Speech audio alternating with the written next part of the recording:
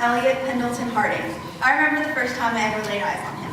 It was 6th grade, and I was strutting down the hallway in my hiking boots, and he was strutting towards me with that lovely bowl cut of his. Seth's a faithful day. Seth has grown up a lot. He's developed a very profound taste for Chinese food and people, and has somehow managed to master every accent known to man. He has learned how to properly use public bathrooms at nice restaurants such as Kikkoman, and has developed a sense of security and confidence in everything that he does, because as he will let you know, and let you know again, the law has nothing on him because his dad is a lawyer. Seth enjoys spending his free time going down exploring at the waterfront with his faithful sidekick Andy, and working hard building character with his Boy Scout troop. I could also acknowledge his very memorable Chinese project. I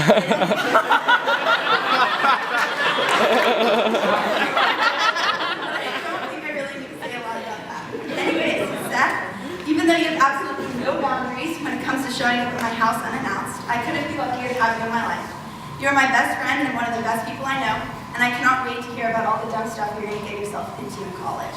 I love you. Good luck on your speech. Aww.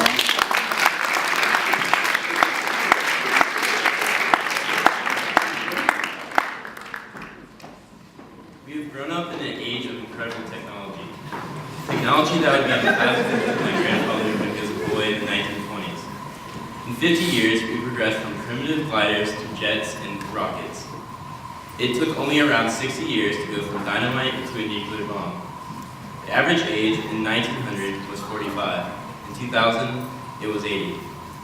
When I was growing up, and I still am, I felt pleasantly enveloped by all the technology. But I did have a nagging suspicion that I may have been missing something important in my life. Was I too dependent on technology? I began to wonder what it would be like to fully escape from its grasp, to live close to nature, to be self-sufficient like frontiersmen or Vikings, to be able to totally live off the land. For the last several years, I've had that opportunity. 2 years ago, I spent 3 weeks hiking 70 miles through the Carson National Forest in northern New Mexico, climbing Mount Phillips. Other than frequent power outages we experienced in Louisville, my friends and I had no real experience with no power. My friends and I had the experience for living for several weeks with what I think is appropriate to call a permanent power outage. We were equipped with a map and compass and then sent on our way. The area was very remote. At night, while camping at 12,000 feet, we would have to battle sudden cyclonic windstorms, which would threaten to blow our tents off the mountain. One of our hikers failed to properly pace himself and developed altitude sickness. Fortunately, he was able to make his way down the mountain. Our transition to a technology-free state was initially rough. Many times during the trip, we would reach down to our right pockets as if we were going to grab our non-existent cell phones. This gesture was purely out of habit. In fact, there's a name for this condition. It's called nomophobia, the fear of being out of mobile contact. Indeed, during my trek, I was able to reflect on the idea of how much our daily lives depend on what we think of as basic commodity, technology. Was this a waste?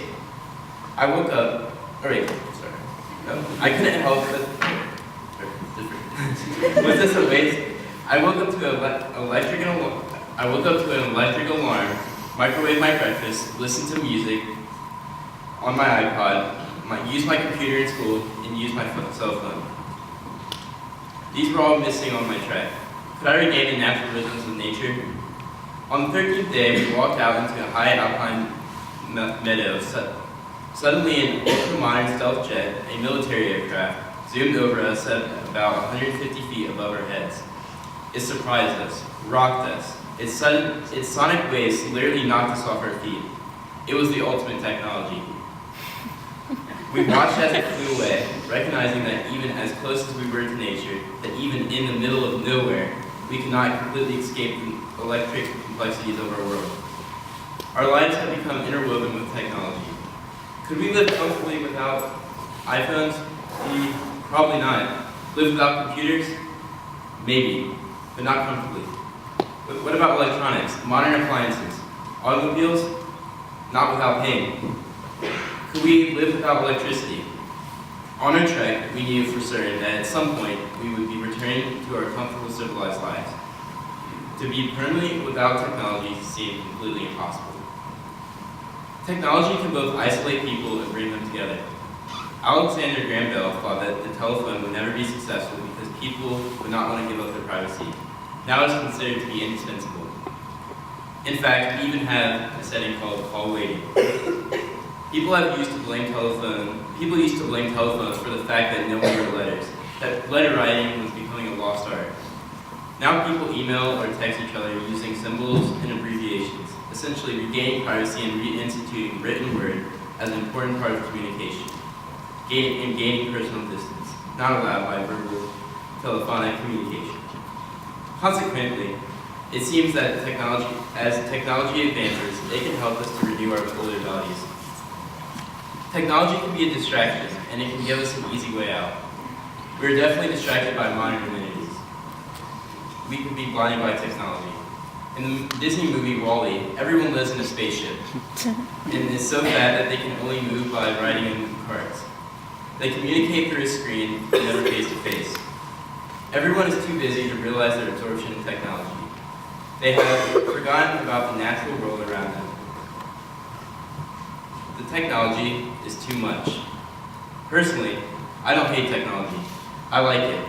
But it can create what seems to me to be an artificial or false existence, based more on the acquisition of material goods and narcissism instead of ideas. Right, Dad? Being away from the children brings all this into a better focus, where we appreciate the little things in life. Several months ago, I canoed through the Quetico, a swampy and treacherous area on the Minnesota and Canadian border. Our plan was to portage over 21 lakes over a 2-week period. To travel between lakes, we would have to carry our canoes down crude animal trails to the next lake. My trip involved paddling endlessly from lake to lake and fending off hordes of sparrow-sized mosquitoes. Much of our food was whatever we could catch.